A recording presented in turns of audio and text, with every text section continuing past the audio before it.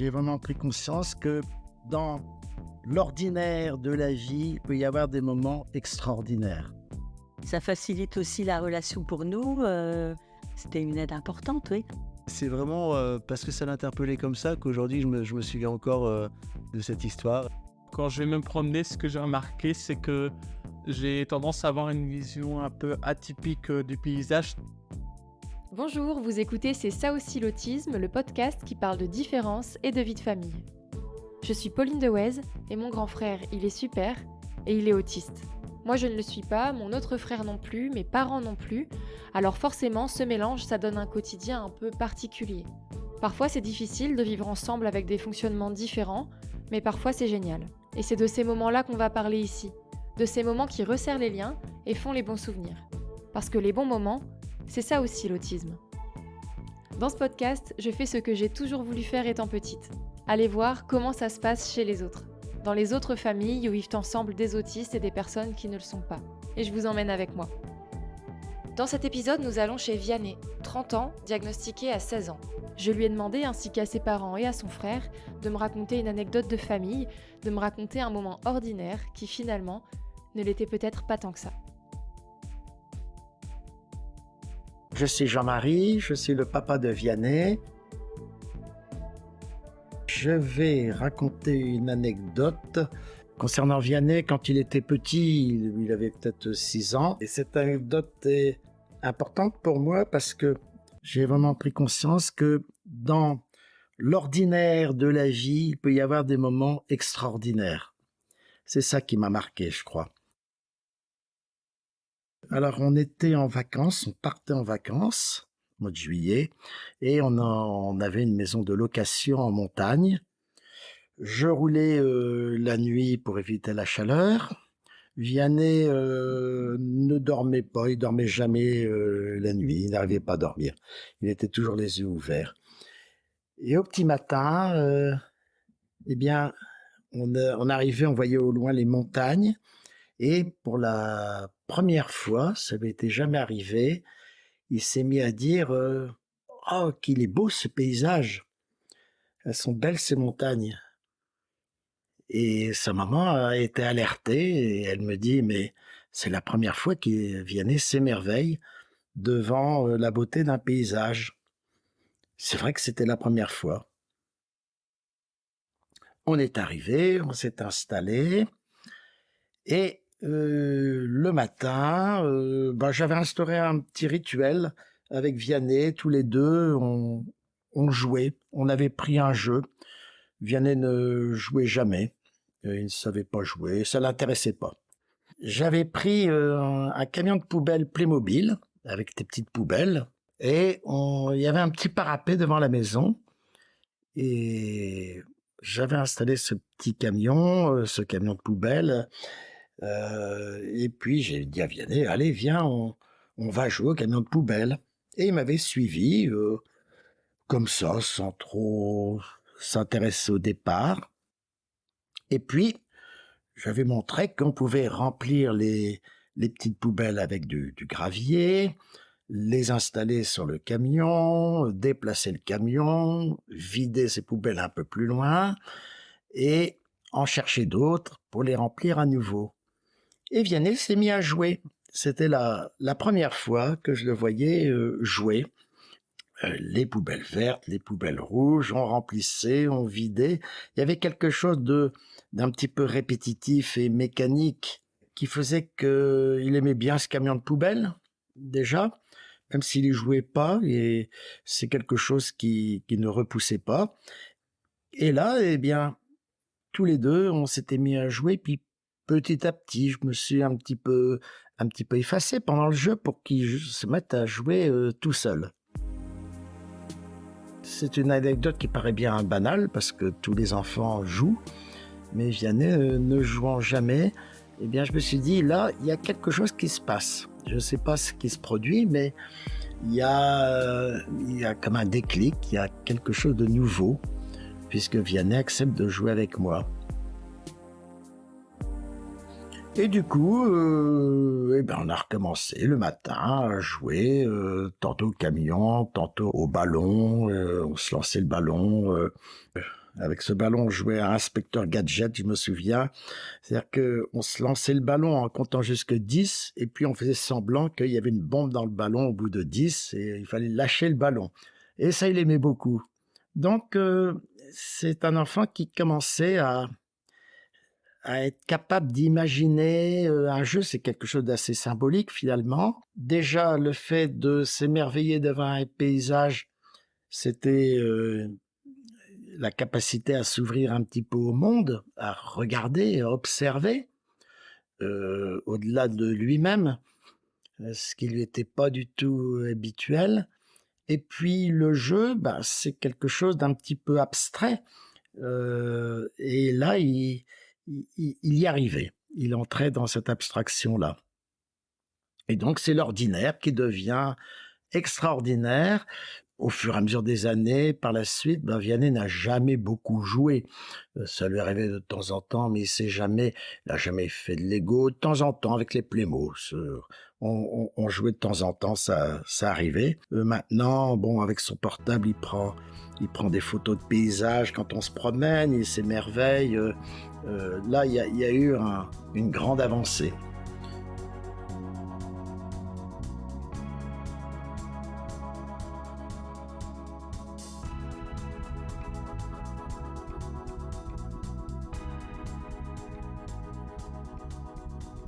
Marie-Cécile, donc je suis la maman de Vianney, autiste Asperger. Vianney a toujours eu une excellente mémoire, particulièrement plus importante qu'une personne ordinaire, dite neurotypique.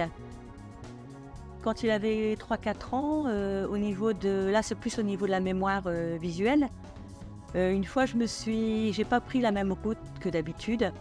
Et Vianney a réagi, m'a fait remarquer que je me trompais de route. Quand on allait chez des personnes, quand Vianney était petit, c'était pas évident. Il avait parfois du mal à jouer avec les autres enfants, il n'était pas toujours à l'aise. Mais finalement, on se rendait compte après qu'il avait retenu pas mal de choses, donc notamment les prénoms de toutes les personnes qui étaient présentes. Soit quand on allait voir des amis, soit quand on allait voir des gens de la famille élargie. D'ailleurs, systématiquement, assez souvent, dans la voiture, quand j'oubliais des prénoms, par exemple des enfants d'amis ou des enfants de personnes de la famille élargie, je demandais à Vianney et il me récitait tous les noms dans l'ordre du plus grand au plus petit. Vianney nous aidait vraiment, ça facilite aussi la relation pour nous. C'était une aide importante, oui. Il suffisait d'une fois pour que Vianney retienne tous les prénoms. C'est ça qui est extraordinaire chez Vianney, comme chez beaucoup de personnes avec autisme. Et puis, ça dure dans le temps. Même si on n'a pas vu les personnes pendant 5-6 ans, il va ressortir les prénoms. C'est vraiment la mémoire, elle reste... c'est durable, quoi. Enfin, qu'une fois que c'est acquis pour toujours, j'allais dire. Oui.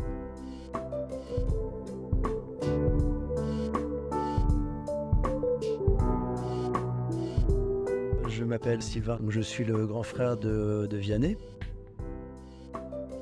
Donc avec Vianney, j'ai eu beaucoup de bons moments déjà en tant que frère.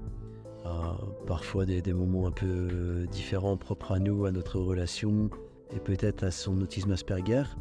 Mais là, je vais juste vous raconter une petite anecdote, une expérience agréable, intéressante, que j'ai eu le plaisir de partager avec lui. Alors c'était lorsque Vianney passait son baccalauréat, je crois qu'il devait avoir à peu près 19 ans, et j'avais pour idée du coup, pour l'aider à s'améliorer en anglais, de l'emmener à Canterbury. C'est une ville que j'aime beaucoup, et c'est aussi un petit peu pour transmettre la tradition familiale, puisque mon papa notamment m'avait emmené quand j'étais petit pour passer une journée. C'était un petit peu la tradition. Donc nous sommes partis à 2 en bateau pour faire la traversée.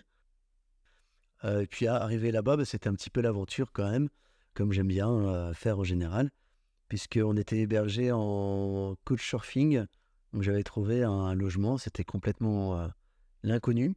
On s'est retrouvé chez un couple de Hongrois qui habitaient au Canterbury depuis quelque temps.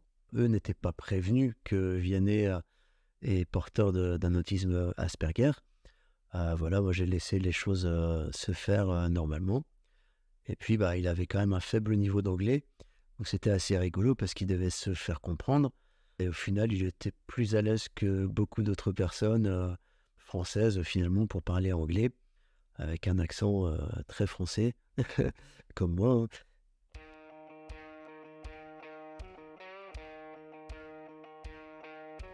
Ils nous avaient emmenés, parce qu'on s'entendait bien avec eux, je pense, à un festival de bière assez traditionnel, assez typique du coin, de la région du Kent. C'était au milieu d'un champ avec une grande ferme. Donc on s'est posé au milieu du champ, on bavardait, tout en prenant une bière, une pinte quand même.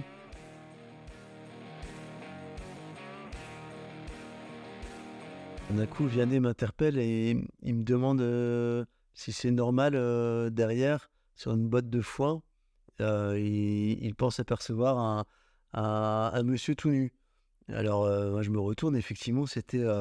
il y avait un monsieur tout nu avec une bière à la main, en train de chanter ou d'interpeller les gens.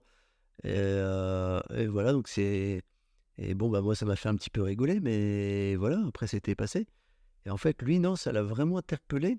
Et avant de rigoler, il avait besoin de comprendre pourquoi il se mettait tout nu sur sur une botte de paille avec une bière à la main. Mais j'avais pas d'explication. Moi, voilà, il se met tout nu parce qu'il se met tout nu parce qu'il a une bière à la main, justement. Voilà, je lui ai dit, non, c'était pas forcément parce que cette personne était folle qu'il était tout nu avec une bière à la main, mais il voulait peut-être faire rigoler ses copains avec les effets de l'alcool en plus. Et du coup, à partir du moment où il a compris, ça l'a encore plus fait rire. Et il m'en a reparlé pendant longtemps de cette histoire. C'est quand même un physicien, un scientifique, contrairement à moi. Donc, du coup, lui avait besoin de comprendre pourquoi ce monsieur avait envie de se mettre tout nu sur une botte de paille, avec une bière à la main, à chanter.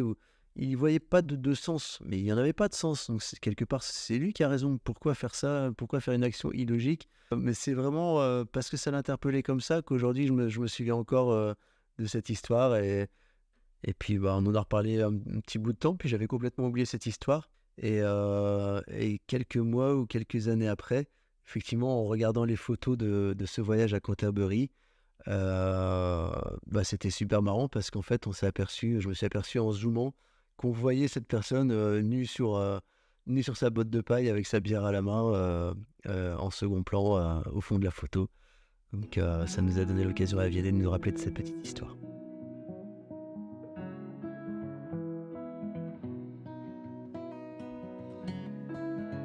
Bonjour, je m'appelle Vianney, j'ai 30 ans. Je suis issu d'une famille de 4 enfants, dont je suis le dernier. Alors quand je vais me promener, ce que j'ai remarqué, c'est que j'ai tendance à avoir une vision un peu atypique du paysage, c'est-à-dire je vais regarder un détail du paysage qui va me focaliser, mais je vais avoir du mal à regarder le paysage dans sa globalité. Donc je ressens une différence quand je suis seul pour me balader ou lorsque je suis avec quelqu'un. Quand je suis avec quelqu'un, ce qui fait, ça complète, ça m'incite à regarder différemment le paysage et à l'admirer dans sa globalité. Ça c'est très bien. Ça peut être à la mer, par exemple, où je vais être focalisé à Brédune, sur les dunes, et je vais pas voir, par exemple, les espèces de coquillages qu'il y a au sol, alors que c'est un aspect scientifique qui m'intéresse, pourtant qui pourrait me plaire, mais je pense pas forcément à regarder devant moi ou sur le sol à ce moment-là, puisque je regarde de loin l'horizon, la mer ou les dunes. Je prends pas forcément l'initiative qu'on s'arrête. C'est parce que j'ai l'habitude de foncer même un peu en marchant, pas qu'en courant. J'ai pas assez l'habitude de m'arrêter pour me poser, donc là, c'est là où je me dis ah ouais, c'est vrai que c'est un bon endroit pour s'arrêter. J'aime bien en numéro 1 quand même, dans ma routine, plus l'intensité, parce que je vais être content de moi. J'ai bien aimé avoir un objectif, surtout quand j'ai quelque chose à préparer. Ça peut être un objectif pour une compète. Là, je vais tout, parce que je suis un côté perfectionniste, même là-dessus, je vais tout faire pour y parvenir. Donc là, c'est Si je fais une pause, par exemple, une pause qui n'est pas prévue, que je vais m'arrêter par contrainte, là, je vais pas être content.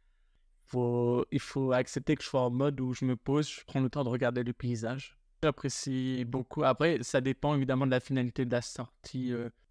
Si c'était, je veux dire, pour se balader, là, bien sûr, le but premier, c'est d'admirer le paysage. Je prends même beaucoup de photos sur mon téléphone pour le partager à mes amis. Donc ça, je vais beaucoup m'arrêter pour à la fois admirer le paysage et prendre des photos. Ouais. Chose que je faisais pas du tout avant, il y a quelques années. Ouais. Quand j'étais en Côte d'Azur, au massif de l'Esteren, là, j'avais fait une belle rando accompagnée et là, j'avais pris plein de photos. D'un côté, là, on avait la vue sur la mer Méditerranée. De l'autre côté, on avait vraiment la vue d'en haut dans les terres sur les autres massifs, les autres montagnes et les autres montagnes. Et là, c'était magnifique. Il fallait prendre en photo parce que c'était très dépaysant par rapport à l'île. Maintenant que chacun a raconté le souvenir de son choix, direction le salon pour en parler tous ensemble. Allons-y, voyons comment va réagir le reste de la famille.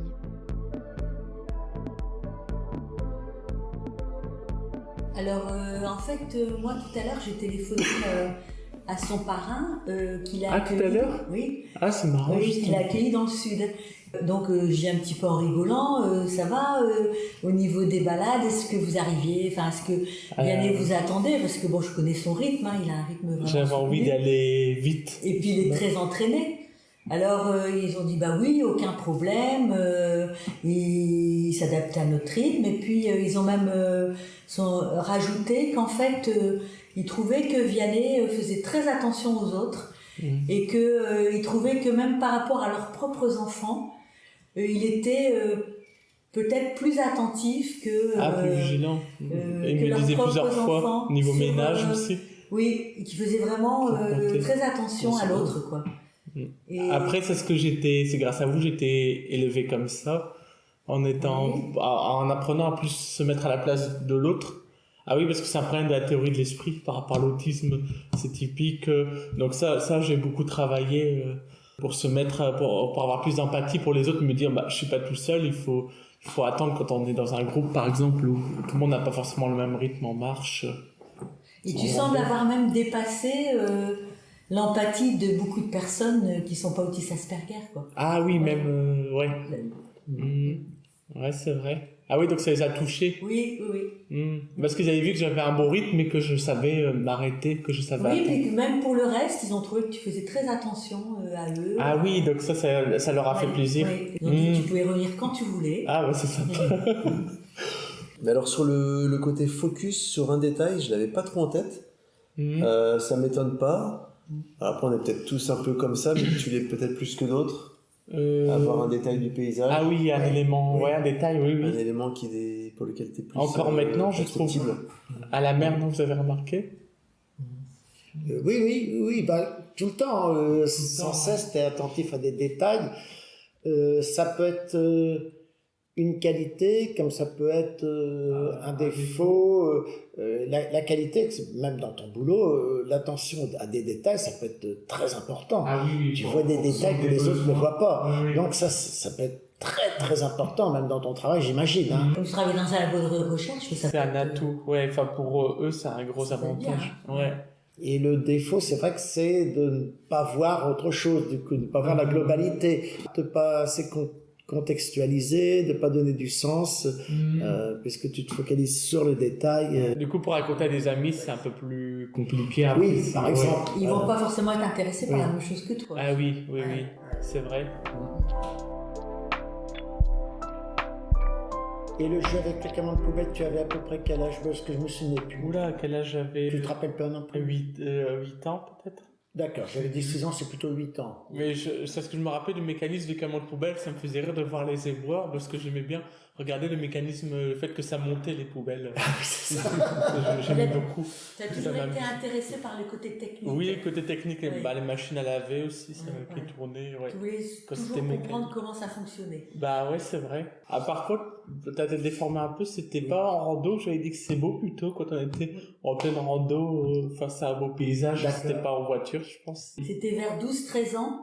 Oui. Où, Quand parce j'étais que en secteur. là, Vianney marchait en montagne, c'était un très bon marcheur. Il me suivait, il faisait des kilomètres, il avait pas du tout de... Je ressentais pas la fatigue. Oui, t'avais pas du tout le vertige, peur quand on était sur des petites crêtes. Un jour, tu as dit c'est beau le paysage et c'était bien en marche. Et t'avais 12-13 ans, donc c'était beaucoup plus tard. Ouais, j'avais un peu oublié ça, que effectivement, tu jouais pas trop. Et par contre, t'es intrigué par d'autres choses qui que les autres n'auraient t'émerveillaient, pas remarqué. t'es intrigué d'autres phénomènes. Oui. Après, ça a été dans des discussions à deux, mais moins dans le jeu, effectivement. Et encore maintenant, quand il y a nos petits-enfants, t'as du mal à rentrer dans leur jeu, par exemple. Ah, ce côté qui a un peu de pour moi en ce moment, c'est même au niveau de ma fiole, du coup, c'est côté affectio, j'ai un peu de mal avec les enfants. Non, Tu fais quand même des jeux avec eux, par contre. T'essayes vraiment, tu fais l'effort. Parfois, tu te décroches un petit peu, mais c'est pas automatique pour moi, contrairement aux autres tu rentres personnes, on va dire. pas forcément dans leur imaginaire. Après, qu'est-ce que je sais bien faire avec les neveux et nièces? C'est raconter des histoires, parler avec, communiquer un petit peu, faire des balades, le sport, courir avec ou faire du vélo, ça c'est parfait. Tu fais des courses? Des jeux de ballon, parfois. Ouais, ça c'est bien, ça se passe très bien. En tout cas, ils t'aiment beaucoup. Hein. Ah ouais, moi aussi, ils sont très mignons.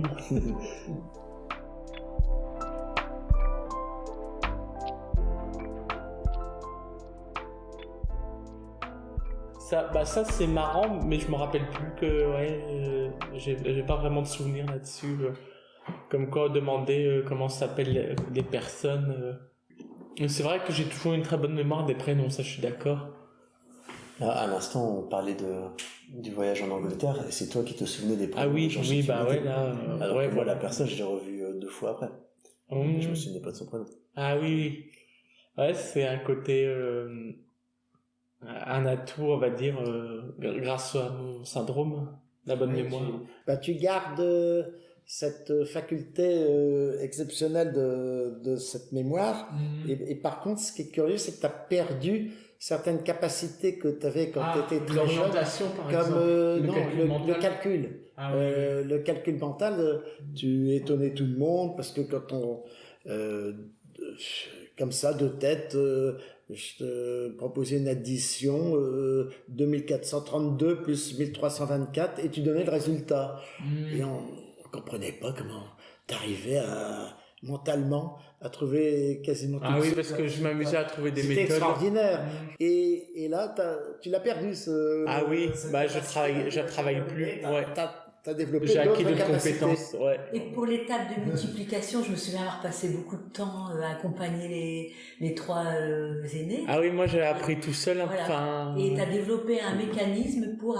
on n'a jamais dû t'apprendre l'étape de multiplication. Ah ouais.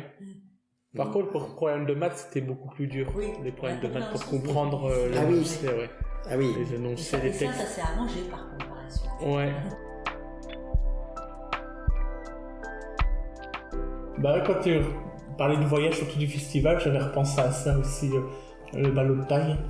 Quelque chose que j'avais pas l'habitude de voir même en France en soirée, par exemple. Tu m'as d'abord demandé, mais c'est normal, il y a quelqu'un tout nu là-bas. Ah oui, c'est possible, parce qu'à ce moment-là, j'avais plus de mal à analyser la situation. C'est-à-dire que c'est l'imprévu. C'est quelque chose qui n'est pas prévu et qui est pas bouscule. banal. Ouais. Donc là, tu étais face à quelque chose qui n'était pas ordinaire, qui n'était pas prévu. Et maintenant, ça m'aurait fait marrer directement. Oui.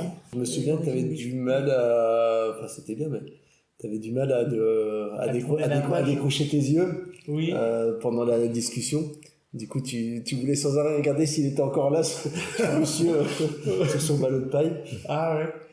Et puis alors, le fait que tu le répètes après tu en as reparlé, etc., ça t'arrive souvent aussi de reprendre un sujet, un détail, on va dire, ou un détail quelques minutes que après, tu reviens sur ce sujet-là. Oui. Alors que vous vous rappelez de la globalité, mais vous vous souvenez pas de chaque détail, par exemple. Ouais, on est passé à autre chose. On est passé à autre chose. Toi, tu y reviens. Ah oui, c'est quelque chose qui t'a marqué. Merci à Vianney, Sylvain, Marie-Cécile et Jean-Marie. On se retrouve dans 2 semaines pour un nouvel épisode de C'est ça aussi l'autisme. D'ici là, n'hésitez pas à partager cet épisode autour de vous et à me laisser des étoiles sur votre application de podcast. À bientôt et merci pour votre écoute.